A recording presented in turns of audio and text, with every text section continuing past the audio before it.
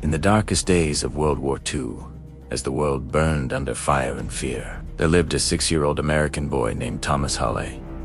He was too young to understand the complexities of war, but he was old enough to feel every tremor of loss. His father was fighting in Europe, and his mother worked grueling night shifts in a factory, building parts for American bombers. Little Thomas spent his days dreaming of the moment his family would be whole again, staring at the American flag outside his home as if it held the power to bring his father back. One cold winter morning, a wave of excitement swept through his small town. A military train was stopping nearby to pick up supplies. Thomas, bundled in his father's oversized coat and clutching a small wooden toy rifle, ran to the station. He hoped, he prayed, that he might see his father step off that train. But instead of his father, he found dozens of exhausted American soldiers, their uniforms caked in mud, their faces hardened by battles no child should ever witness.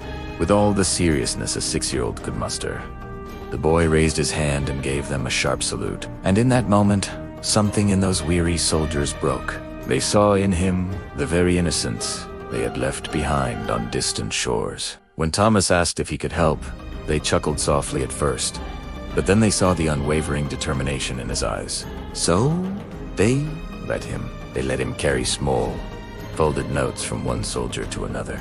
They let him hand out canteens of water. They even let him sit beside them as they shared hushed stories of brothers lost in France, their voices filled with a raw anger at the cruelty of war. Word spread like wildfire down the length of the train. A little boy was helping the United States Army. Before long, a group of officers approached. They asked Thomas if he wanted to ride with them to the next town, to serve as a morale booster for the troops. He hesitated, his small heart torn. But then he saw a soldier crying quietly in a corner, clutching a faded picture of his wife and a newborn son he had never met.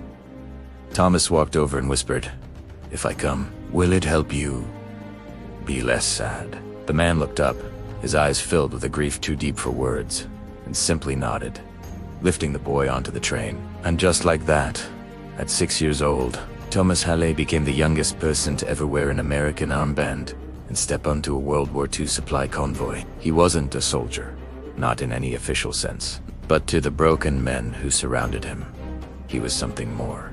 He was hope. Pure, unfiltered hope. His songs, small off-key songs, handed out letters from home, and with his innocent presence, he reminded them of everything they were fighting for. As the train moved deeper into the war-torn countryside, the danger grew.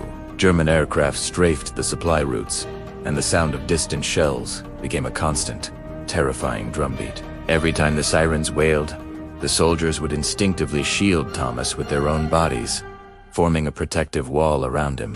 But the worst day came during a snowy, moonless night.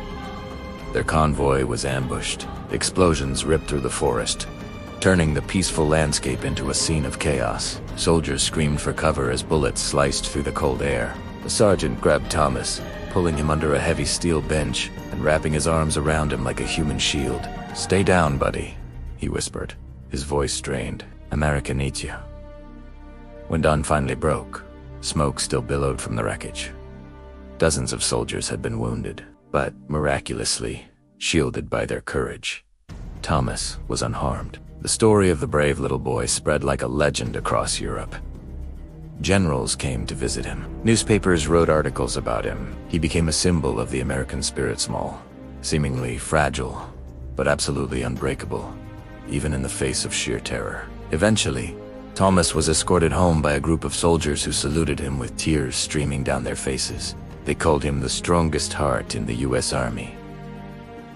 When his mother saw him, she collapsed into sobs, holding him so tightly it felt like she would never let go again. Long after the war ended, Thomas Hawley grew up and lived a quiet, humble life. He kept every medal, every patch, and every handwritten note from the soldiers he had comforted on that fateful train. Whenever anyone asked about his experience, he would always say, "I wasn't a soldier. I was just a little boy who didn't want anyone to feel alone." Yet, every Veterans Day, old men in worn uniforms would travel to visit him. They would shake his hand with a profound reverence, their voices thick with emotion as they whispered, "We wouldn't have made it without you." Because in a war filled with tragedy, chaos, and unimaginable darkness, a 6-year-old American boy became something no weapon could ever destroy. He was a reminder of why America fought, why freedom mattered, and why hope, even in its smallest and most innocent form, truly can change the world. Thank you for watching. If this story moved you, please consider subscribing for more incredible stories from history. We'll see you next time.